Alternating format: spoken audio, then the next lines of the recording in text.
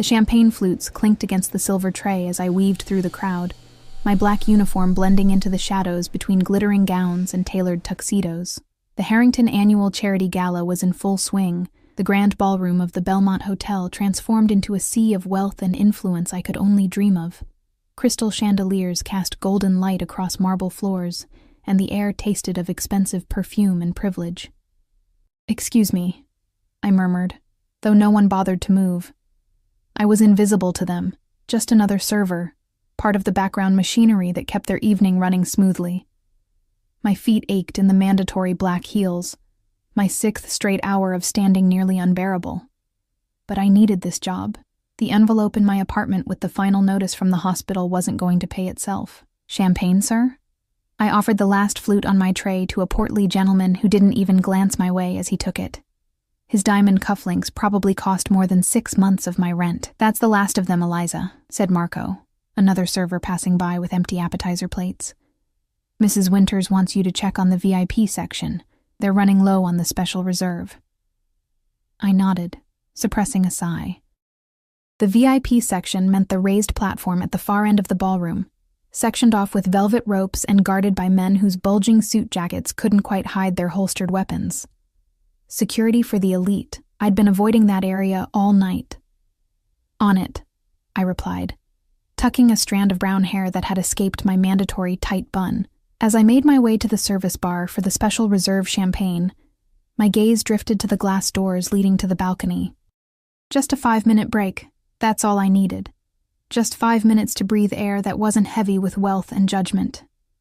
I glanced around.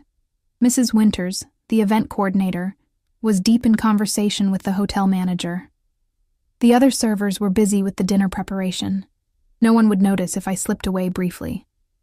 The cool night air hit my face like a blessing as I stepped onto the balcony.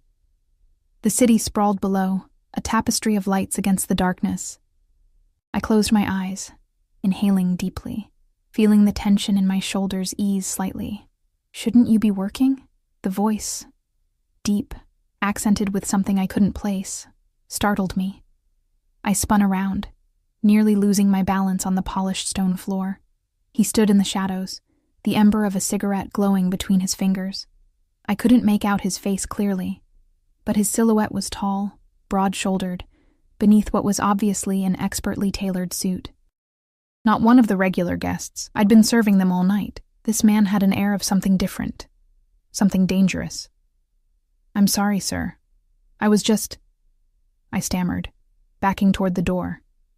Taking a moment to breathe, he finished for me, his voice unexpectedly gentle. "Don't apologize for being human." He stepped forward, and the soft light from the ballroom caught his features. My breath hitched. He was older than me, maybe late 30s, with olive skin and dark hair swept back from a face that belonged on a Renaissance painting. Strong jaw, straight nose, and eyes so intensely dark they seemed to absorb the light around them. But it was the scar, a thin white line running from his right temple to the corner of his mouth, that made my heart rate quicken. I knew instantly who he was. Everyone in the city knew of Adriano Costello, or at least the whispers about him. The businessman whose enterprises extended far beyond legitimate commerce. The man whose name was spoken in hushed tones even by the wealthy elite inside. "I should get back," I managed, my voice barely audible. He nodded, taking another drag of his cigarette before extinguishing it precisely. "Of course." His eyes stayed on me, assessing, contemplating. "What's your name?" I hesitated. Everything in me screamed not to answer, to flee back to the safety of the crowd, but refusing him felt impossible. "Eliza. Eliza Brennan. Eliza." The way he said it made it sound like he was tasting it, committing it to memory. "Go on then. Don't let me keep you from your duties." I slipped back inside, heart hammering against my ribs. The encounter left me shaken in a way I couldn't explain.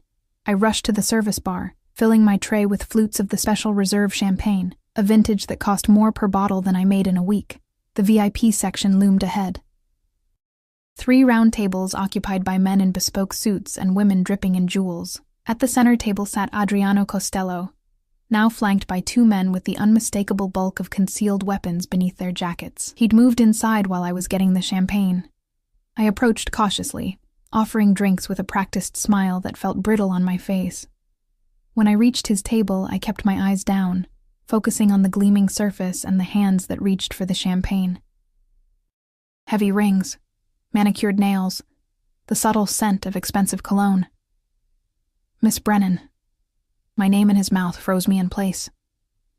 I looked up, meeting those dark eyes again. He remembered. Of course he remembered. "Sir?" I managed. "You missed a spot." He gestured to the corner of his own mouth, indicating I should check mine.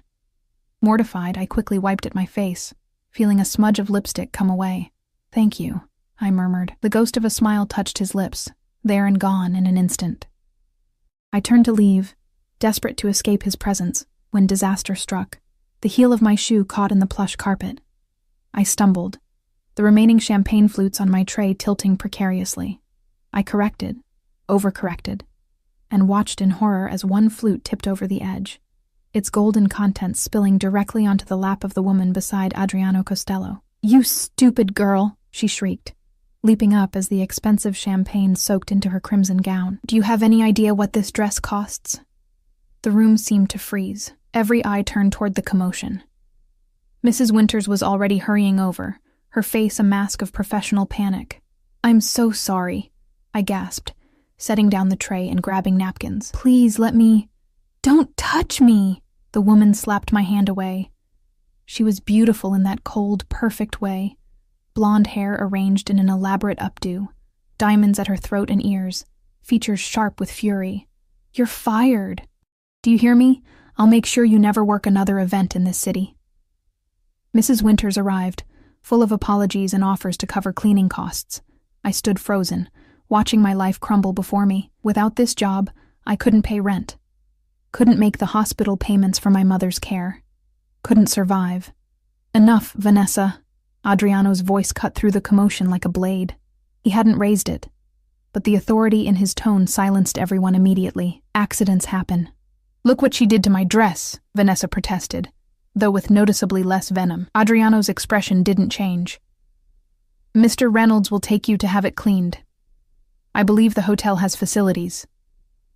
A subtle nod, and one of his men stepped forward, gesturing for Vanessa to follow. She looked like she wanted to argue but thought better of it. With a final glare in my direction, she stalked away. "Mrs. Winters," Adriano continued, his tone pleasant, but leaving no room for refusal. "I believe your staff is overworked tonight. Perhaps Miss Brennan could use a short break to compose herself." Mrs. Winters blinked rapidly. "Of course, Mr. Costello. Eliza, take 15 minutes in the staff room." I couldn't believe what I was hearing. Instead of being fired on the spot, I was being given a break. I mumbled thanks and backed away from the table, feeling Adriano's eyes follow me across the room. In the quiet of the staff break room, I splashed cold water on my face, careful not to ruin my makeup further. My hands wouldn't stop shaking. That woman, Vanessa, could still ensure I lost my job, and even if she didn't, the humiliation of what had happened would follow me through every future event. When my 15 minutes were up, I reluctantly returned to the ballroom, expecting to be assigned to dishwashing duty for the remainder of the night. Instead, Mrs. Winters intercepted me with a strange expression. "Eliza, you're wanted in the East Wing." "The East Wing?" I echoed. That was where the hotel's private suites were located, reserved for the most exclusive guests. "Why?" "Mr. Costello has requested your services for the remainder of the evening. Personally." Ice slid down my spine. "What services?" "Serving drinks to his private party," Mrs. Winters clarified, though her eyes held concern. "I told him we couldn't spare staff, but he was insistent. Said he'd pay triple your normal rate for the inconvenience." "Triple." The figure echoed in my head.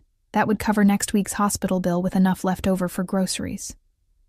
"You don't have to go," Mrs. Winters added quietly. "I can find someone else." But we both knew that wasn't true. No one said no to Adriano Costello. Not Mrs. Winters, not the hotel, and certainly not a struggling server with mounting debts. "It's fine," I said, forcing confidence into my voice. I'll go. Mrs. Winters nodded, relief and worry battling in her expression. Suite 512. Take the service elevator. She hesitated. Eliza, be careful. The ride to the 5th floor felt eternal. Each soft ping of the passing floors marked one step closer to something I couldn't name. Fear? Yes, but mixed with something else. Curiosity. A dangerous pull toward the unknown. The hallway of the East Wing was hushed, thick carpeting muffling my footsteps. I found Suite 512 and raised my hand to knock, then paused, drawing a steadying breath. Before my knuckles could touch the wood, the door swung open. A man I recognized as one of Adriano's security details stood there, his expression impassive as he looked me over. Miss Brennan. Not a question. They were expecting me. This way. He stepped aside, allowing me to enter a suite that was larger than my entire apartment. The entryway opened to a spacious living area with floor-to-ceiling windows showcasing the glittering city. Several men in suits were scattered around, some engaged in quiet conversation, others looking up at my arrival with varying degrees of interest. And there, standing by the windows with his back to the room, was Adriano Costello. Even from behind, his presence commanded the space. He turned as I entered, those dark eyes finding mine immediately. Miss Brennan, he said, gesturing me forward, thank you for joining us. As I approached, every instinct warned me I was walking into something I couldn't escape. The room felt charged with unspoken expectations and hidden motives. I didn't understand why I was here, why he had pointed me out specifically. I only knew that somewhere between the spilled champagne and this moment, my life had veered onto a path I never anticipated. And that Adriano Costello, the most dangerous man in the city, was now looking at me like I was something valuable, something he intended to keep. You seem nervous, Adriano observed, his voice low enough that only I could hear him. The suite hummed with subdued conversation and the clink of ice in crystal tumblers, but in that moment, it felt like we were alone. I'm not sure why I'm here, I admitted, hating how small my voice sounded. A smile played at the corner of his mouth, not quite reaching those dark eyes. To serve drinks, as Mrs. Winters told you. He gestured to a private bar setup in the corner of the room. My associates prefer whiskey to champagne. Can you manage that? Relief washed through me. Just drinks. Normal server duties. I nodded, perhaps too eagerly. Of course. Good. He stepped closer, and I caught the scent of him. Expensive cologne with notes of sandalwood and something darker, more primal. And perhaps to satisfy my curiosity, before I could ask what he meant, he turned to address one of his men, effectively dismissing me. I retreated to the bar, focusing on the familiar ritual of preparing drinks to steady my nerves. The whiskey bottles arranged there cost more than my monthly rent, their amber contents gleaming in the subtle lighting. As I worked, I observed the room through quick, cautious glances. These weren't just business associates. The way they deferred to Adriano, the tense alertness in their postures, these were his subordinates, men who answered to him, who feared him. I counted 7 besides Adriano himself, plus 2 by the door who never strayed from their posts. I circulated with a tray of whiskey, offering fresh drinks and collecting empty glasses. The men largely ignored me, continuing conversations that hushed when I approached and resumed when I moved away. Business discussions, some in Italian that I couldn't understand.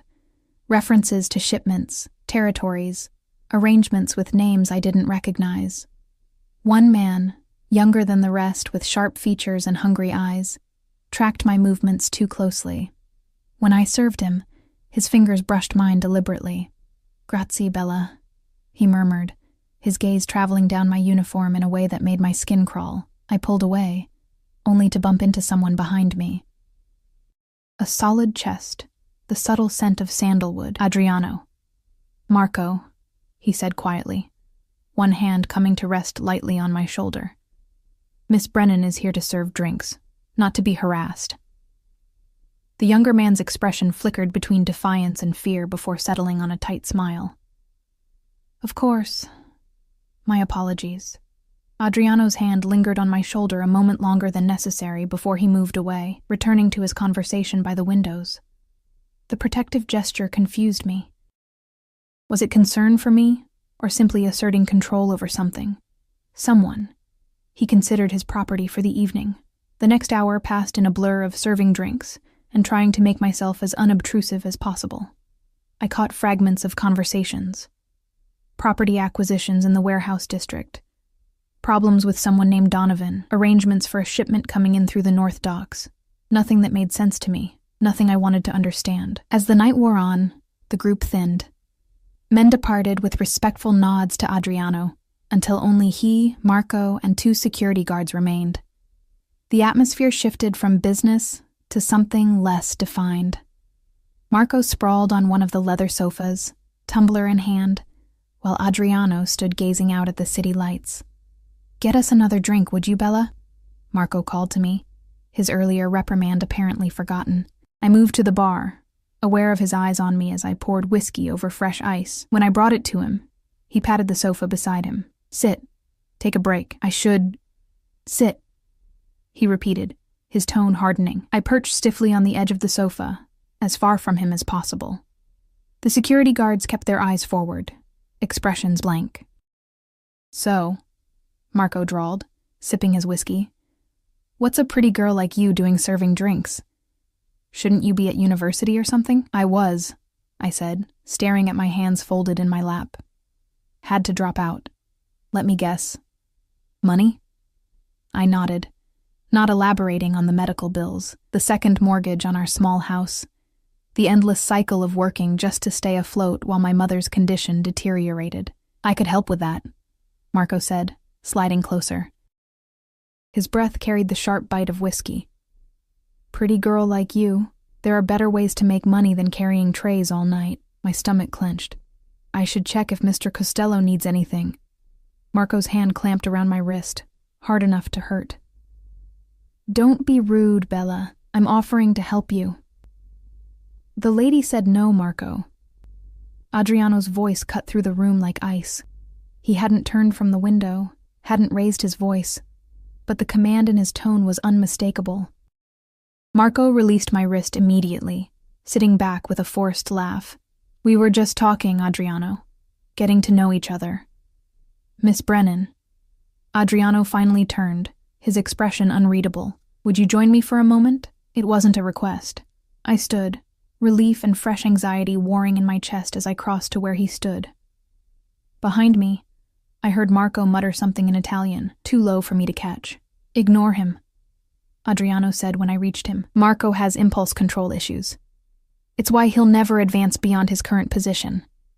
He said it loudly enough for Marco to hear, a public rebuke that made the younger man's face flush with anger.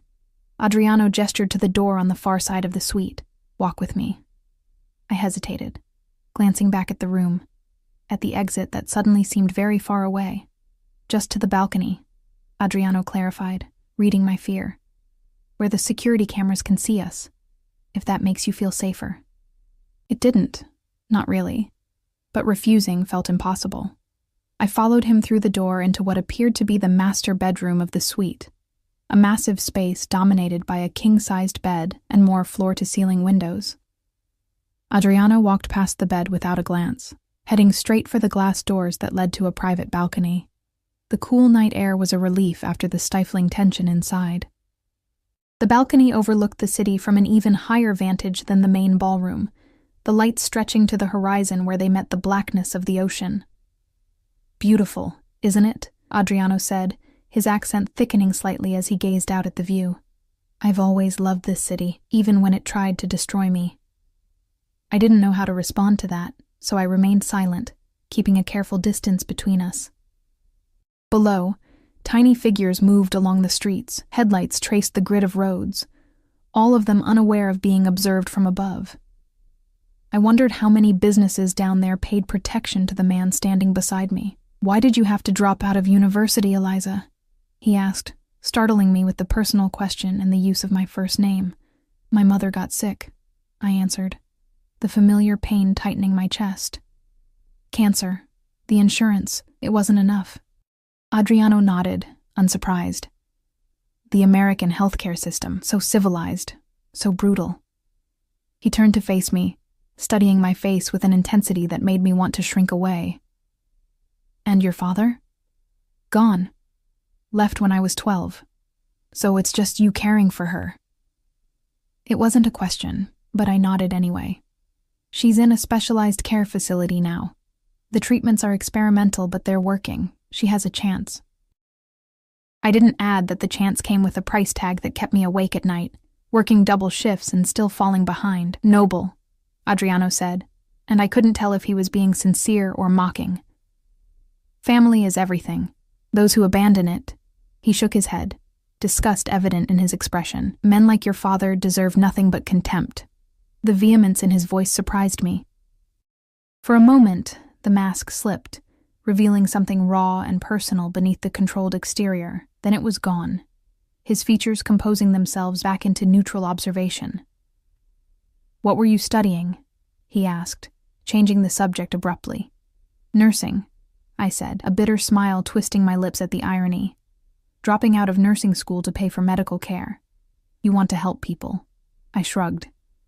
"I want to make enough money to live." He laughed then, unexpected and genuine. "Practical. I like that." His gaze returned to the city below.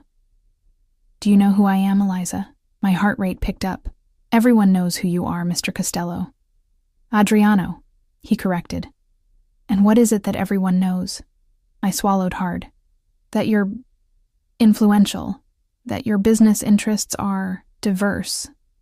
Another laugh, shorter this time. "A diplomatic answer. Most would say I'm a criminal, a monster who profits from suffering." He looked at me directly. "Is that what you think?" Every instinct screamed to lie, to flatter, to say whatever would keep me safe. But something in those dark eyes demanded honesty, as if he'd know immediately if I tried to deceive him.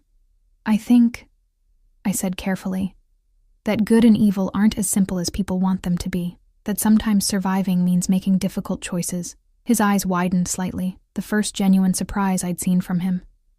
For a long moment, he just looked at me, the silence stretching between us like a living thing. "Why am I really here?" I finally asked, unable to bear the tension any longer. "It's not just to serve drinks." Adriano turned back to the view, his profile sharp against the night sky. "No," he agreed, "it's not." He paused, seeming to choose his words carefully.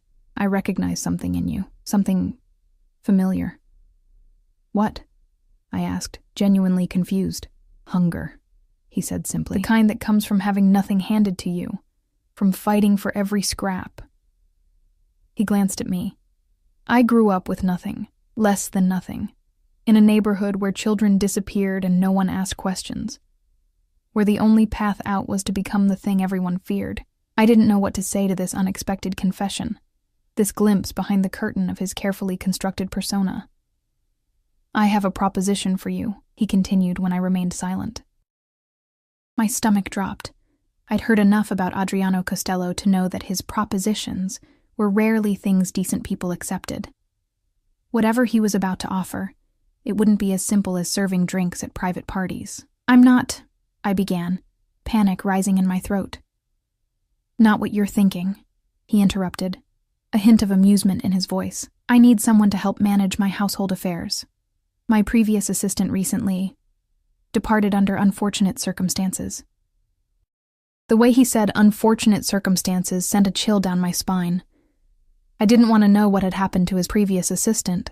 I need someone organized, discreet, and unconnected to my other business interests. Someone who understands the value of loyalty. His eyes held mine. "The position pays $15,000 a month, plus full medical coverage that would include your mother's treatments at the best facility in the country." The figure struck me like a physical blow. $15,000 a month. More money than I'd ever seen. Enough to pay for my mother's care, to clear our debts, to perhaps even finish my degree eventually. What would I have to do? I asked, hating how tempted I already was, how easily the sum had caused me to consider something I knew was dangerous. Manage my schedule, coordinate household staff, handle personal correspondence, occasionally accompany me to social functions. He shrugged as if it were the most normal job description in the world. Nothing illegal. Nothing that would compromise your principles. I didn't believe him. Couldn't believe him. There had to be a catch. Why me? You don't know anything about me. I know enough, he said cryptically. And I'm rarely wrong about people. The wind picked up, sending a chill through my thin uniform, Adriano noticed, shrugging off his jacket in one smooth motion and draping it over my shoulders before I could protest. The weight of it, the lingering warmth of his body, the scent of him surrounding me, it felt dangerously intimate. You don't have to answer now, he said, reaching into the inside pocket of the jacket still around my shoulders and producing a business card. Think about it. Call this number when you decide. I took the card automatically, the heavy cardstock embossed with just a phone number, no name. And if I say no? His expression remained unchanged, but something shifted in his eyes, a coldness that hadn't been there before. Then you continue serving drinks and falling behind on your mother's medical bills until they transfer her to a state facility where she'll receive minimal care and die within 6 months. The brutal assessment of my situation knocked the breath from my lungs. I took a step back, bumping against the balcony railing. How do you... I make it my business to know things, Eliza. He moved closer, eliminating the distance I'd created. I can be a powerful friend or a terrible enemy. The choice is yours. Words failed me. This wasn't a choice. It was coercion wrapped in the thinnest veneer of opportunity. The sound of the balcony door opening saved me from having to respond. One of the security guards stepped out, his expression apologetic. Sir, Mr. Donovan is on the line. Says it's urgent. Adriano's jaw tightened almost imperceptibly. Tell him I'll call back in 5 minutes. The guard nodded and retreated, closing the door behind him. I should get back to work, I said, seizing the interruption as an escape.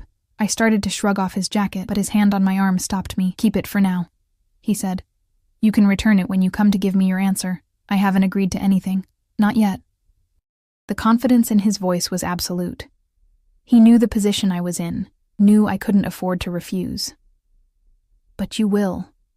I left the hotel that night with Adriano Costello's jacket wrapped around me like a shroud, his business card burning a hole in my pocket, and the weight of an impossible decision crushing my chest. The city bus rumbled beneath me as I stared out the window, watching raindrops race down the glass, distorting the neon lights beyond. $15,000 a month. The figure kept circling in my mind, tantalizing and terrifying in equal measure. With that kind of money, I could move Mom to the private facility her doctors had recommended, the one with experimental treatments showing promising results for cases like hers. I could pay off our mounting debts. Maybe even return to school eventually. All I had to do was tie my life to Adriano Costello, a man whose name made hardened businessmen pale, whose empire was built on blood and fear. The bus lurched to a stop 2 blocks from my apartment building. I clutched Adriano's jacket tighter around me as I stepped into the rain, the expensive fabric repelling water in a way my cheap raincoat never could. Even his clothing was a reminder of the power differential between us. What he could give so casually cost more than I made in a month. My apartment building loomed ahead. A dingy 5-story walk-up with security that consisted of a broken intercom system and doors that never quite locked properly. My home for the past 3 years, ever since selling our family house to pay for Mom's initial treatments. I trudged up 4 flights of stairs, each step an effort after being on my feet all night. The familiar scent of mildew greeted me as I unlocked my door. 1 bedroom, kitchen barely big enough to turn around in, bathroom with perpetually temperamental plumbing, but it was clean, and it was mine. For now, at least, until the next rent increase pushed it beyond my grasp. I hung Adriano's jacket carefully on the back of a kitchen chair, then collapsed onto my threadbare sofa, too exhausted to even change out of my uniform. The events of the night played on repeat behind my closed eyelids. The spilled champagne, Vanessa's rage, Adriano's dark eyes watching me from across the room, his proposition on the balcony. The sharp trill of my phone jolted me awake. I hadn't realized I'd fallen asleep, but the gray light of dawn now filtered through my thin curtains. I fumbled for my phone, expecting Mrs. Winters calling to fire me after the previous night's disaster. Hello? I answered, voice rough with sleep. Eliza Brennan? An unfamiliar male voice, clipped and professional. Yes? This is Dr. Abernathy from Sunset Care Center. I'm calling about your mother, Catherine Brennan. My heart stopped. What happened? Is she okay? She's stable, he assured me quickly. But we've had to adjust her medication protocol. The cancer has shown some progression in her lymph nodes. I closed my eyes, willing away the tears that threatened. What does that mean? It means we need to be more aggressive with treatment. I'd like to start her on a new immunotherapy regimen, but he hesitated. It's not covered by your current insurance plan. Of course it wasn't. Nothing that might actually help ever was. How much? I asked, the words scraping my throat. The initial treatment cycle would be approximately $27,000. With follow-up care, you're looking at around $40,000 for the first 3 months. The room tilted around me. $40,000. It might as well have been $40 million. Miss Brennan, are you still there? Yes, I whispered. I'll figure something out. Can we discuss this in person? I'd like to visit Mom today. Of course. I'll be on rounds this afternoon. Come by around 3.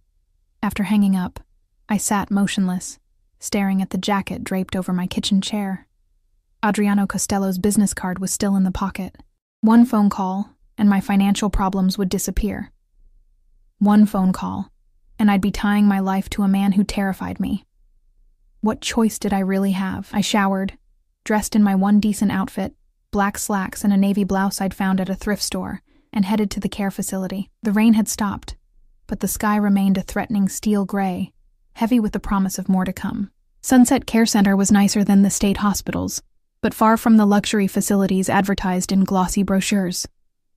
The halls smelled of antiseptic and cafeteria food, and the nurses, though kind, were clearly overworked. I signed in at the front desk, pinning the visitor badge to my blouse before making the familiar journey to room 214. Mom was sitting up in bed when I arrived, her once vibrant red hair now thin and dull against the stark white pillow. The disease had whittled her down, stealing flesh from her bones and color from her cheeks, but her eyes, the same deep green as mine, lit up when she saw me. "There's my girl," she said, holding out arms that seemed too fragile to even lift.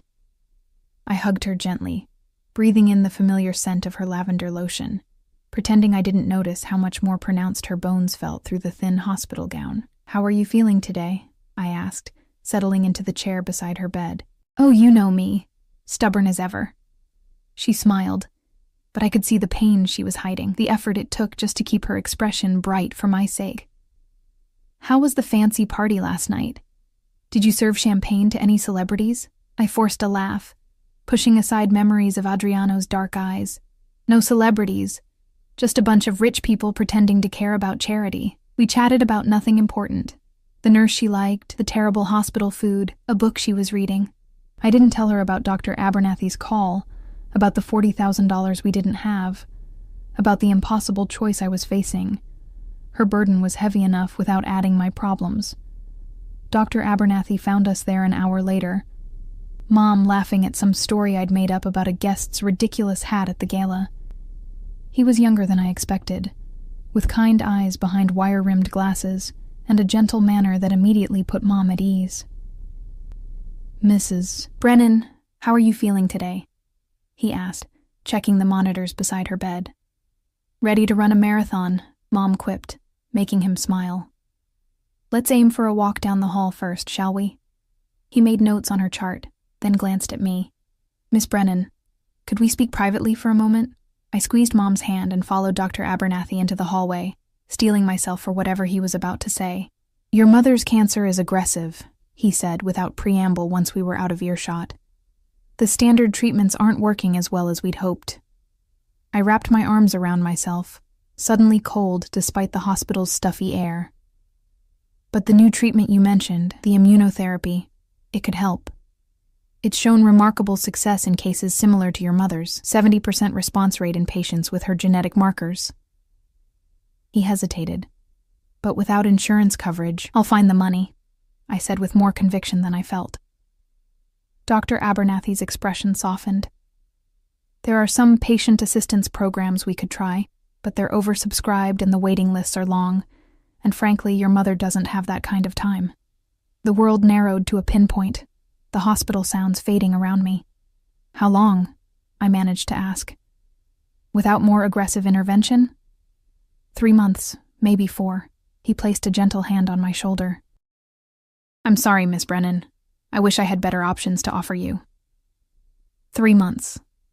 The time frame echoed in my head like a death knell. 3 months with my mother, unless I could somehow produce $40,000. Then another 40, and another after that, for as long as the treatments continued. I understand, I said mechanically. Thank you for being honest with me. I returned to Mom's room with a smile plastered on my face, promising to bring her favorite lemon squares on my next visit. I kissed her goodbye, told her I loved her, and walked out of the hospital into the gathering storm, my decision already made. Rain soaked through my clothes as I huddled at the bus stop, fingers numb as I pulled Adriano's business card from my wallet. The elegant black numbers stared back at me, offering salvation and damnation in equal measure. I dialed before I could change my mind. A woman answered on the second ring. Yes? Her tone was clipped, professional. My name is Eliza Brennan. I need to speak with Mr. Costello. Regarding? He made me an offer. Last night at the Harrington Gala. A pause. 1 moment. The line went silent for so long I thought I'd been disconnected. Then his voice, that distinctive accent wrapping around my name like a physical touch. Eliza, I'm pleased you called. I closed my eyes, rain streaming down my face, indistinguishable from tears. I accept your offer. Another pause. I'm glad to hear it. He sounded unsurprised, as if he'd known all along what my answer would be. Perhaps he had. I'll send a car for you tomorrow morning at 8. Pack whatever you need for an extended stay. Extended stay? I echoed, alarm cutting through my resignation. You didn't mention living arrangements. The position requires you to be on call at all times. There are private quarters for you at my residence. His tone left no room for negotiation. Is that a problem? Yes. I wanted to scream. Yes. It's a problem to uproot my entire life, to move into the home of a man I barely know, a man whose reputation terrifies me. No, I said instead, thinking of Mom, of 3 months that could be extended into years with the right treatment. No problem. Good. We'll discuss the details tomorrow. He paused. And Eliza? I think you've made a wise choice. The line went dead before I could respond. I spent the night in a daze, packing my meager possessions into 2 suitcases. Clothes, a few books, the framed photo of Mom and me from before she got sick. I called Mrs. Winters to resign from the catering company, ignoring her concerned questions about my sudden departure. I paid my overdue rent, and arranged for the rest of my things to go into storage. By morning, I had effectively erased my existence from the world I knew. The car that arrived at 8 was a sleek black Bentley with tinted windows, driven by a stone-faced man who introduced himself only as Frank. He loaded my suitcases into the trunk without comment and held the back door open for me. Where are we going? I asked as we pulled away from my apartment building for the last time. Mr. Costello's primary residence, Frank replied, eyes fixed on the road. In Westridge Heights. Westridge Heights, the exclusive enclave of mansions in the hills overlooking the city, homes to old money and new tech billionaires. A world away from my dingy apartment and the hospital corridors where my mother fought for her life. We drove for nearly an hour, leaving the crowded city streets behind, ascending winding roads flanked by ancient trees and imposing security gates. Finally, we turned onto a private drive, the car's tires crunching on pristine gravel as we approached what could only be described as a fortress disguised as a mansion. Gray stone walls rose 3 stories high, punctuated by arched windows and crowned with a slate roof. The grounds stretched in all directions, immaculately landscaped gardens giving way to dense woods that offered natural privacy beyond the man-made security. Cameras mounted discreetly at strategic points, guards patrolling the perimeter, a gate that required both keycard and biometric authentication to enter. Frank pulled up to the main entrance, a massive oak door flanked by stone columns. Before we'd even stopped completely, the door opened, and a woman emerged. Tall, slender, impeccably dressed in a charcoal suit, with silver-streaked black hair pulled into a severe bun.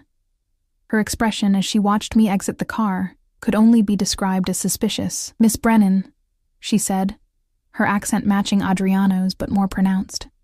"I am Sofia Costello, Mr. Costello's aunt and the manager of this household." I extended my hand. "It's nice to meet you, Mrs. Costello." She ignored my outstretched hand, her dark eyes, so similar to Adriano's, assessing me coldly. "You will address me as Ms. Sofia.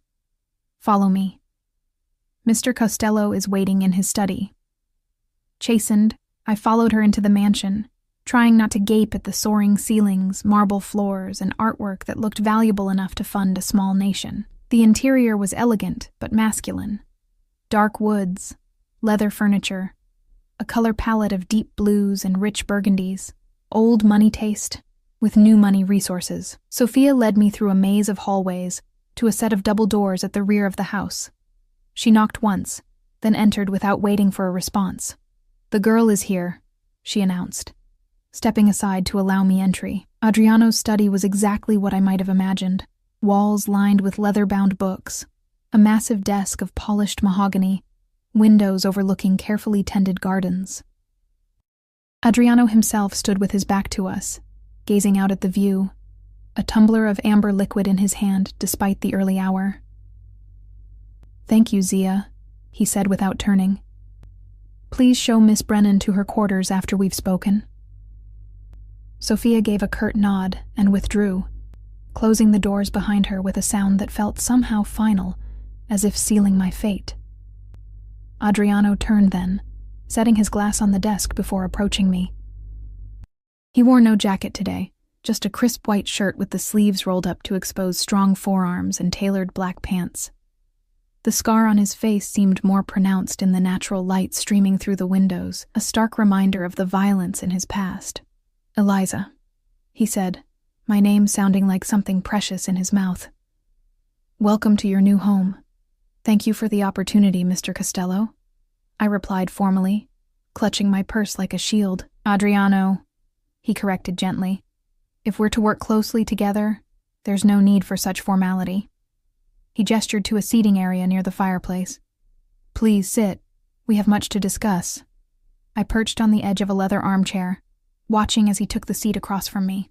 Up close, in the daylight, I could see the flecks of amber in his dark eyes, the slight gray at his temples, the way exhaustion lurked beneath his composed exterior. "Before we begin," he said, "I want to assure you that your mother's medical care has already been arranged. She'll be transferred to the Blackwell Medical Center tomorrow. Dr. Abernathy has agreed to continue overseeing her case there." I blinked, stunned. "Blackwell? But that's the best cancer center in the country. How did you—" "I made a call." He shrugged, as if pulling strings to get a terminal cancer patient into an exclusive facility was nothing unusual. "The new treatment protocol Dr. Abernathy recommended has been approved.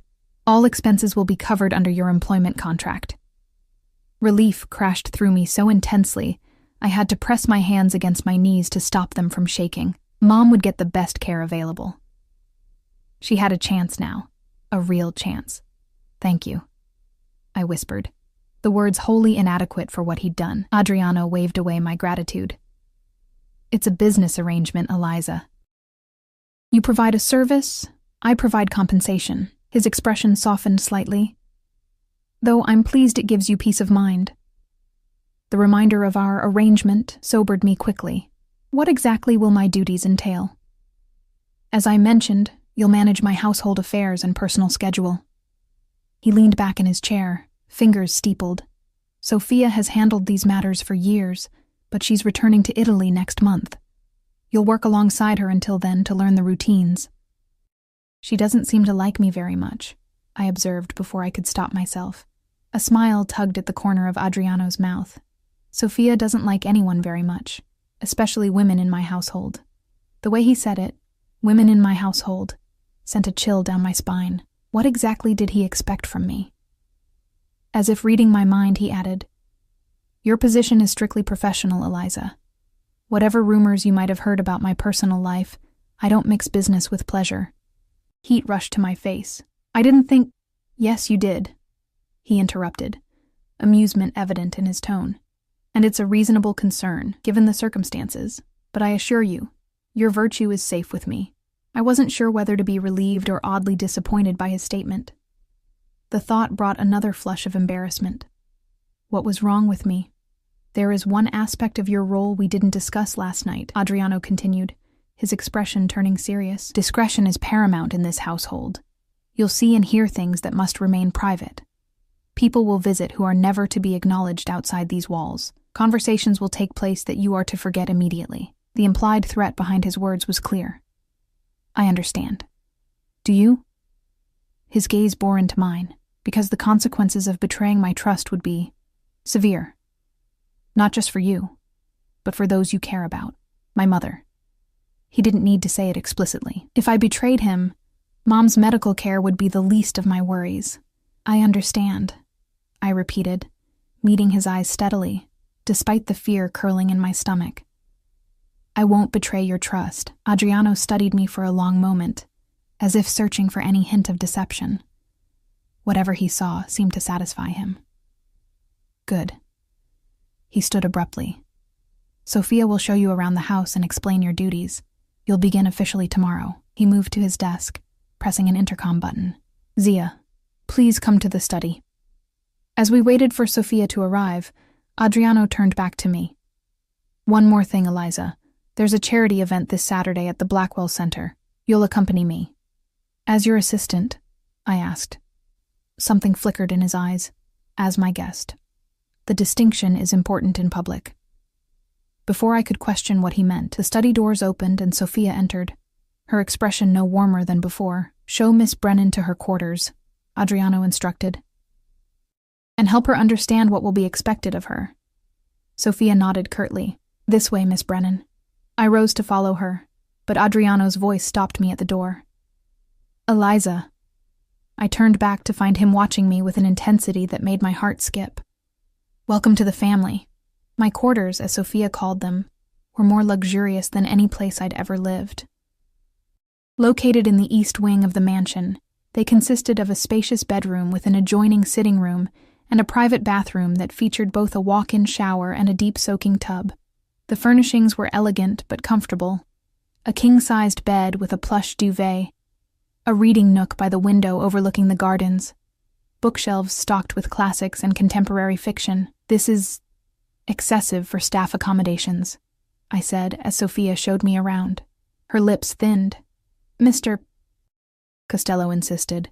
The previous assistant had much smaller quarters in the staff wing. The way she said previous assistant made me wonder again what had happened to my predecessor. I wanted to ask, but sensed Sophia wouldn't give me a straight answer. Your duties will begin at 6 a.m., she continued briskly. You'll review Mr. Costello's schedule for the day, prepare any necessary documents, and ensure his breakfast preferences are communicated to the kitchen staff. He rises at 7 and expects his morning briefing by 7:30. She led me through the mansion, pointing out important rooms, the kitchen, the formal dining room, Adriano's private gym, the security office that I was explicitly told never to enter without permission. The house was a labyrinth of wealth and secrets, every room more opulent than the last. The west wing is Mr. Costello's private residence, Sophia explained as we passed a set of heavy wooden doors. You are not to enter without specific invitation or unless there is an emergency. What constitutes an emergency? I asked. Fire, earthquake, armed intruders. She gave me a cold look. Nothing less. The tour continued to the grounds, manicured gardens, a swimming pool that gleamed azure in the afternoon sun, tennis courts, and beyond them, dense woods that formed a natural privacy barrier around the property. The perimeter is secured by both physical and electronic measures, Sophia informed me. Don't wander beyond the gardens without informing security. They have orders to shoot unidentified persons in the outer grounds. I swallowed hard. Noted. By the time we returned to the house, my head was spinning with information. Security protocols, staff schedules, Adriano's preferences and pet peeves. He liked his coffee black with 1 sugar, never took breakfast before 8 a.m., preferred fresh flowers in his study, but none with strong scents. Didn't tolerate lateness from anyone, including himself. You'll need appropriate attire, Sophia said, eyeing my simple blouse and slacks with undisguised disdain. "A car will take you shopping tomorrow. Mr. Costello has established an account for your professional wardrobe." "That's not necessary," I began. "It is not a suggestion." Her tone brooked no argument. "Your appearance reflects on him. The current state of your wardrobe is inadequate." I bit back a retort. This woman already disliked me. Antagonizing her would only make my adjustment more difficult. "Now," Sophia continued, checking her watch, "Mr. Costello will be in meetings for the remainder of the day. You'll dine in your quarters tonight. Starting tomorrow, you'll take breakfast and lunch with the senior staff and dinner with Mr. Costello when he's in residence." "I'll be dining with him?" I couldn't hide my surprise. "He prefers company for meals when his schedule permits. Usually it's myself or his security chief." A hint of suspicion entered her eyes. "Do you find that objectionable?" "No, of course not," I said quickly. "I just wasn't expecting it." Sophia studied me for a long moment. "What were you expecting, Miss Brennan, when a man like Adriano Costello plucks a girl like you from obscurity and installs her in his home?" The implication was clear. An indignation flared through me. "He said the position was strictly professional." "And you believed him?" It wasn't a question, but a statement dripping with skepticism. Should I not have? Sophia's expression softened fractionally, something almost like pity entering her eyes. "My nephew does not bring women into his household without purpose, Miss Brennan, whatever he told you about this position. Time will reveal the full truth." Before I could press her further, she checked her watch again. "I have matters to attend to. A meal will be brought to your room at 7. Tomorrow morning, be in the kitchen by 6. With that, she turned and left me standing alone in the hallway, her words echoing ominously in my mind. That night, I sat at the small table in my sitting room, picking at a meal more elaborate than anything I'd eaten in years: poached salmon, roasted vegetables, fresh bread still warm from the oven. My phone sat beside my plate, displaying a text from Dr. Abernathy confirming Mom's transfer to Blackwell Medical Center the next day. At least that part of Adriano's promise had been fulfilled immediately. As I ate, I tried to make sense of my new reality. 24 hours ago, I'd been serving drinks to the wealthy elite. Now I was living among them, ensconced in a mansion that felt more like a beautiful prison than a home. The salary Adriano had promised would change my life, would save my mother's life. But at what cost to my freedom, to my safety? Sophia's warning haunted me. My nephew does not bring women into his household without purpose. What purpose did I truly serve? Was I really just an assistant, or was I something else? A possession, a plaything, a pawn in some game I didn't understand? The next few days passed in a blur of new routines and information overload. True to Sophia's word, a car took me shopping, where an imperious personal stylist helped me select a wardrobe of designer business attire, tailored suits, silk blouses, dresses appropriate for both office work and formal events. The total cost would have paid my rent for a year, but the purchases were made with a black credit card that bore Adriano's name. No price tags discussed. I learned my duties quickly, managing Adriano's calendar, screening calls, preparing documents, coordinating with household staff. The work itself wasn't difficult, just detail-oriented and exacting. Adriano was demanding but not unreasonable, expecting perfection, but acknowledging good work with brief nods of approval that, for some reason I couldn't explain, I found myself craving. I saw him daily, usually in his study or at dinner, where we engaged in surprisingly normal conversation about books, music, current events. He never mentioned his business in my presence, never took calls that might reveal the darker aspects of his empire. It was as if he maintained two separate identities, the ruthless Mafia boss the world whispered about, and the cultured, intelligent man who discussed Italian poetry with me over glasses of wine. The dichotomy was disorienting. Sometimes I could almost forget who he was, what he was capable of, and then something would happen to remind me. A hushed conversation ending abruptly when I entered a room, the constant presence of armed security, the way certain visitors were escorted directly to his study through side entrances, never recorded in the official visitor logs I maintained. A week into my new position, I visited Mom at Blackwell Medical Center. The contrast between this facility and Sunset Care was stark. Private rooms with panoramic views, top-of-the-line equipment, a staff-to-patient ratio that ensured constant attention. Mom looked better than she had in months, her eyes brighter. Some color returned to her cheeks. "This place is amazing, Lizzie," she said, gesturing to her room that resembled a luxury hotel suite more than a hospital. "But how on earth are we affording it?" I'd prepared for this question. "I got a new job. Executive assistant to a businessman. The benefits are incredible." "Must be some businessman," she said, eyebrows raised. "What's his name? What company?" "Adriano Costello," I answered, deciding truth was safer than a lie she might discover. "He owns various businesses, import and export, real estate, hospitality." Her eyes widened. "Costello? I've read about him in the papers. Isn't he—" She lowered her voice. "They say he has connections." "It's just a job, Mom," I said, forcing a smile. "And it's allowing you to get the treatment you need. That's all that matters." She squeezed my hand, concern evident in her eyes. "Just be careful, sweetheart. Men like that, they don't give something for nothing." Her words echoed Sophia's warning, intensifying my unease. But watching her respond to a treatment that would have been financially impossible just weeks ago, I pushed my doubts aside. Whatever Adriano's true motives, the reality was that my mother now had a fighting chance. I would pay whatever price necessary for that. On Saturday evening, I stood in my new bedroom, staring at my reflection in the full-length mirror. The dress Sophia had selected for the charity event, a floor-length gown of deep emerald silk that complemented my eyes and hair, made me look like someone I barely recognized. Elegant, sophisticated, like I belonged in Adriano's world. A knock at my door startled me. When I opened it, I found Adriano himself waiting in the hallway, impeccable in a black tuxedo that emphasized his broad shoulders and lean frame. His eyes widened slightly as they took in my appearance. "You look beautiful," he said, the simple compliment sending an unexpected flush of pleasure through me. "Thank you," I replied, suddenly self-conscious. "You look very nice as well." A hint of amusement crossed his face at my awkward response. "Are you ready? The car is waiting." The charity gala at Blackwell Medical Center was even more lavish than the Harrington event where I'd first encountered Adriano.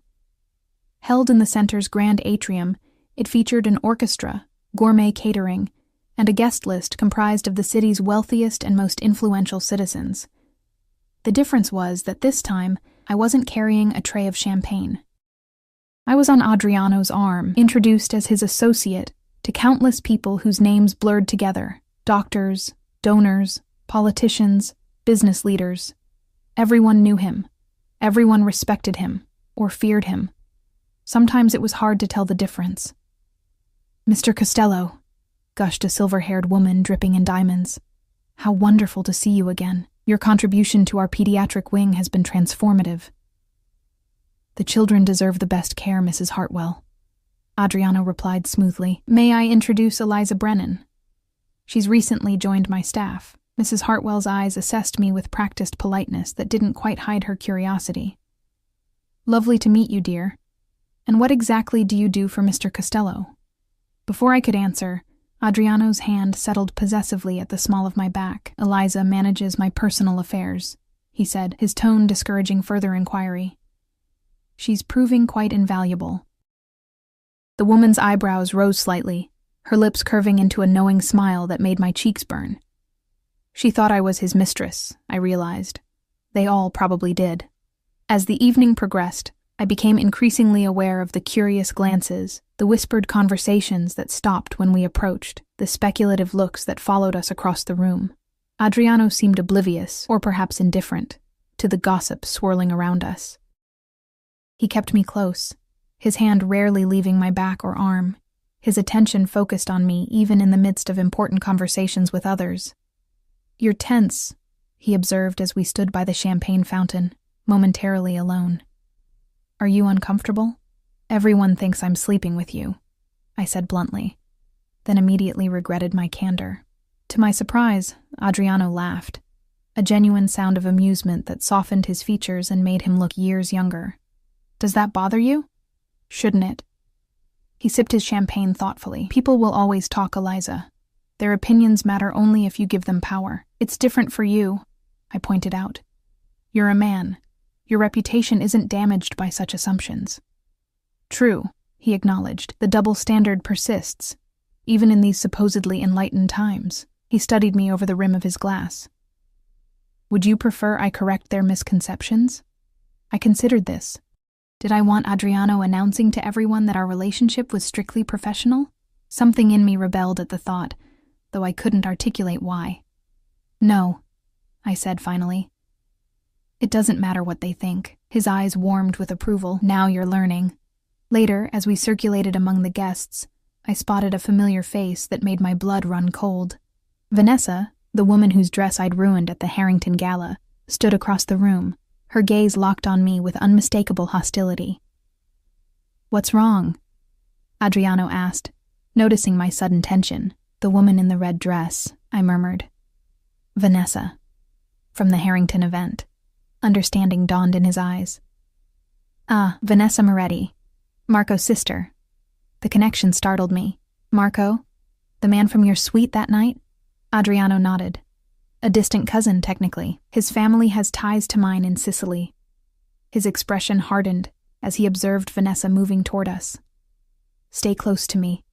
Vanessa approached with the confidence of a woman accustomed to her own beauty as a weapon. Her red dress clung to her curves, her blonde hair arranged in an elegant updo that emphasized her sculptured features. Adriano, she purred, air-kissing his cheek. What a pleasant surprise. Her gaze slid to me, ice-cold and assessing. And your server. How quaint. Eliza is my personal assistant now, Adriano replied, his tone pleasant, but with an underlying steel that made Vanessa's smile falter slightly. How fortunate for her. Vanessa's voice dripped with insinuation. Moving up in the world so quickly. One has to wonder what special skills she possesses. My cheeks burned with humiliation. But before I could respond, Adriano's arm slipped around my waist, drawing me closer to his side. Careful, Vanessa, he said softly. Your jealousy is showing. Her perfectly composed expression cracked momentarily, raw anger flashing in her eyes. Jealous? Of her? Don't be ridiculous, Adriano. Then I suggest you show Miss Brennan the respect she deserves as a valued member of my household. The threat in his voice was subtle, but unmistakable. Unless you'd prefer your brother lost his position as well? Vanessa paled slightly. Of course. My apologies if I've offended. The words were stiff, forced through clenched teeth. I'm sure she's quite competent. She is, Adriano agreed. Now, if you'll excuse us, we have others to greet. He guided me away, his hand warm against my back. I apologize for Vanessa, he said once we were out of earshot. She's been trying to secure a position in my household for years. A position? I echoed, confused. Or a position in your bed. The blunt question surprised a laugh out of him. Perhaps both. Her family has traditional views about strengthening alliances through marriage. The idea of Adriano married to someone like Vanessa, cold, calculating, cruel, disturbed me more than it should have. And what are your views? His eyes met mine, something unreadable in their dark depths. Marriage, in my world, is rarely about love, Eliza. It's about power, alliance, continuation of the family line. He paused, but I've never been one to follow tradition blindly. Before I could press him further, a commotion near the entrance caught our attention. Security personnel were converging on a man who appeared to be arguing with the event staff. Though they were trying to be discreet, the disturbance was drawing curious glances. Adriano's expression darkened. Wait here, he instructed, already moving toward the situation. I watched as he approached the security team, spoke briefly to them, then guided the agitated man to a quieter corner. Their conversation appeared intense, with the stranger gesticulating wildly, while Adriano maintained his customary calm. After a few minutes, Adriano signaled to one of his own security personnel, who escorted the man out through a side exit. When Adriano returned to me, his face was carefully neutral, but I could sense the tension beneath the surface. Is everything all right? I asked. A minor business matter, he replied dismissively. Nothing for you to concern yourself with. But later that night, as our car pulled away from the medical center, I noticed Adriano checking his phone repeatedly. his jaw clenched tight. "Something's wrong," I said. Not a question, but a statement. "That man at the gala. It wasn't a minor matter, was it?" Adriano glanced at me, seeming to weigh his response. "You're observant," he said finally. "A valuable quality in an assistant, though sometimes inconvenient for your employer. If I'm to help manage your affairs, I should be informed when something's wrong," I pointed out. A ghost of a smile touched his lips. "Using logic against me? Brave." He sighed, tucking his phone away. "You're right. But some matters are better kept separate from your official duties, for your own protection." "Protection from what?" I pressed. His expression turned serious. "There are aspects of my business that operate in gray areas, Eliza. Legal technicalities, competitors with fewer scruples than myself, authorities with varying degrees of cooperation or hostility." He held my gaze. "The less you know about these matters, the safer you are." The tacit admission of his illegal activities hung between us. For the first time, he'd acknowledged the darker side of his empire directly to me. "Is that why your previous assistant left?" I asked quietly. "Because they knew too much?" Something cold and dangerous flickered in his eyes. "My previous assistant made a serious error in judgment. He betrayed my trust in a way that couldn't be overlooked." A chill ran through me. "What happened to him?" "He's no longer in this city," Adriano replied, his tone making it clear that was all the information I would receive. "And if you're wise, you won't inquire further."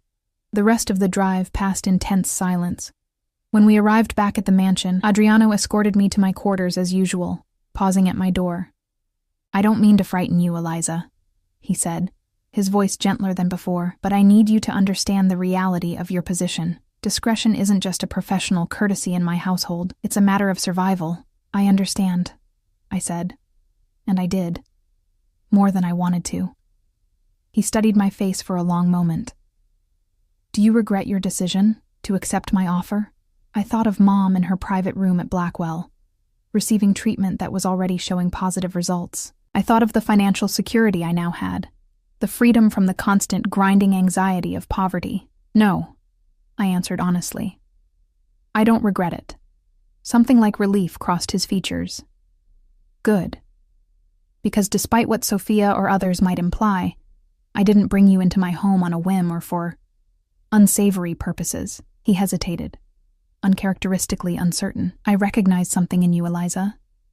A strength beneath the vulnerability. A loyalty that can't be bought but, once earned, is unbreakable." His words stirred something warm in my chest, dangerous in its intensity. "How could you possibly know that about me from one brief encounter?" "Because I've spent my life reading people," he said simply. "My survival has depended on it." His hand rose, hesitating briefly before brushing a strand of hair from my face with unexpected gentleness. "And because I see myself in you. The person I might have been, under different circumstances." The touch sent electricity cascading through me. I stood frozen, caught between the urge to step away and the even more disturbing desire to lean into his hand. Adriano seemed to catch himself, dropping his hand and taking a deliberate step back. "Good night, Eliza," he said, his voice carefully controlled. "Thank you for your company this evening." "Good night," I whispered as he turned to leave. Alone in my room, I stood motionless, my fingertips touching the spot on my cheek where his hand had been. Something was shifting between us. Something neither of us had anticipated. The professional boundaries I'd clung to were blurring, complicated by an attraction I couldn't deny and shouldn't encourage. I thought of all the warnings, from Sophia, from Mom, from Adriano himself, the dangers of his world, the consequences of missteps. Yet despite everything, despite knowing exactly who and what he was, I found myself drawn to him like a moth to flame, irresistibly pulled toward a light that could either illuminate or destroy me. In the weeks that followed, I settled fully into my role in Adriano's household. Sophia departed for Italy after a thorough handover that included both professional instruction and a final cryptic warning. He will offer you everything, and it will seem like a choice. Remember that with men like my nephew, there are no real choices for women like us, only the illusions of them. Her words haunted me, especially as my relationship with Adriano evolved. Our professional interactions gave way to something more complex, dinners that stretched late into the evening, conversations that wandered from business to philosophy, small moments of connection that seemed innocent until I caught him watching me with an intensity that made my heart race. I tried to maintain boundaries, to remember what he was, a criminal, a man whose power was built on violence and fear. But it became increasingly difficult to reconcile the monster from the rumors with the man who discussed classic literature with genuine passion, who visited my mother at Blackwell weekly without my knowledge until she mentioned it, who respected my opinions and valued my insights in ways no one ever had before. 3 months into my employment, everything changed. I was in Adriano's study late one evening, reviewing his schedule for an upcoming trip to Chicago, when the doors burst open. Marco strode in, his face flushed with anger or exertion, paying me no attention as he addressed Adriano in rapid Italian. I caught only fragments. Problema, polizia, Donovan, but Adriano's expression darkened with each word. He responded sharply, then glanced at me, switching to English. Eliza, you should retire for the evening. We have business to discuss. I gathered my tablet and papers, heading for the door, but Marco's next words stopped me cold. She shouldn't be here anyway, he said, glaring in my direction. You know what happened with the last one who knew too much. Enough, Marco, Adriano snapped. Miss Brennan has my complete trust. Marco scoffed. Like Antonio did, before he started talking to the feds? The name hit me like a physical blow. Antonio, my predecessor, the assistant who had departed under unfortunate circumstances, who had apparently been an informant for the FBI. Adriano's eyes met mine across the room, seeing the realization dawn. Eliza. I should go, I said quickly, needing to escape, to process what I'd just learned. I fled to my quarters, heart pounding. Antonio had betrayed Adriano to the authorities and then, what? Disappeared? Been eliminated? The implications were terrifying. If Adriano discovered even a hint of disloyalty from me, would I meet the same fate? A soft knock on my door an hour later interrupted my panicked thoughts. I knew who it was before I opened it. Adriano stood in the hallway, his expression grave. May I come in? I stepped aside silently, allowing him to enter. He moved to the center of the room, hands clasped behind his back, unusually hesitant. You heard something tonight that disturbed you, he said finally. Antonio, I said, he was informing on you to the FBI. Adriano nodded once. Yes. And what happened to him? I forced myself to ask, needing to hear it directly. He's alive, Adriano said, surprising me. Living under a new identity in Arizona, last I heard. Relief flooded me, immediately followed by confusion. You let him go? After he betrayed you? I'm not the monster the papers make me out to be, Eliza. He moved to the window, gazing out at the darkened grounds. Antonio was young, afraid. The FBI threatened his family. I understood his choice, even if I couldn't allow him to remain in my organization. I studied his profile, trying to reconcile this mercy with the ruthless reputation that preceded him. Why are you telling me this? He turned to face me. Because I want you to understand who I really am, not who others claim I am. Yes, I operate outside the law at times. Yes, I've done things I'm not proud of. But I have lines I don't cross, principles I don't compromise. Like not killing informants? I asked, unable to keep the edge from my voice. Like not hurting those who act out of love for their family, he corrected. Antonio betrayed me to protect his parents. I respect family loyalty above all else. His eyes held mine. It's why I understood your choice to accept my offer, why I admire your dedication to your mother. The sincerity in his voice disarmed me.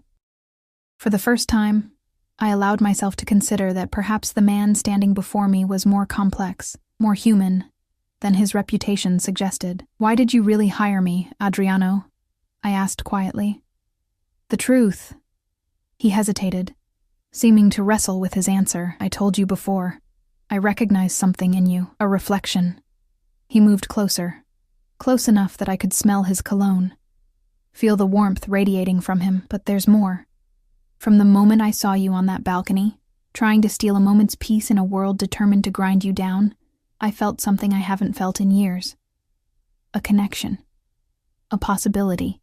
My heart thundered in my chest. A possibility of what? Of not being alone, he said simply. Of being understood. Of finding someone who sees me. The real me. Not the myth or the monster. And doesn't turn away. His vulnerability, so unexpected from a man of his power, cracked something open inside me. All the emotions I'd been suppressing, the attraction, the growing affection, the dangerous pull toward him, flooded through the breach. "I see you," I whispered. "And I'm still here." Something shifted in his eyes, hope, wonder, desire. He reached out slowly, giving me time to retreat, and when I didn't, his hand cupped my cheek. "Eliza," he murmured, my name a question and a prayer on his lips. I answered by closing the distance between us, my mouth finding his in a kiss that felt inevitable, as if all paths had been leading to this moment. From the first time our eyes met, his arms encircled me, strong and sure, as he deepened the kiss with a hunger that matched my own. When we finally broke apart, breathless, he rested his forehead against mine. "You understand what this means?" he asked. "To be with me?" I did. It meant accepting all of him, the businessman, the criminal, the protector, the threat. It meant entering his world fully, with all its dangers and complications. It meant becoming a part of a family bound by loyalty and blood. "I understand," I said, knowing that in this moment, I was making a choice that would irrevocably alter my life. "I choose you, Adriano. All of you." He searched my eyes, looking for doubt or fear. Finding none, he smiled. A real smile that transformed his face, erasing years of hardness and caution. "Then I am yours," he said, "and you are mine. La mia regina, my queen. Protected, cherished, never again alone." In his arms, surrounded by his strength and his promise of protection, I felt the last of my reservations fall away. The path that had begun with spilled champagne and a desperate bargain had led me here, to a man both dangerous and tender, to a life both precarious and privileged. I had entered Adriano's world as a server, invisible to the powerful elite. I would remain in it as his chosen companion, his confidant, his equal in all the ways that mattered. Whatever came next, whatever challenges his world presented, we would face them together. For the first time since my mother's diagnosis had shattered my carefully planned life, I felt not just secure, but truly seen. In the most unexpected place, with the most dangerous man, I had found my home.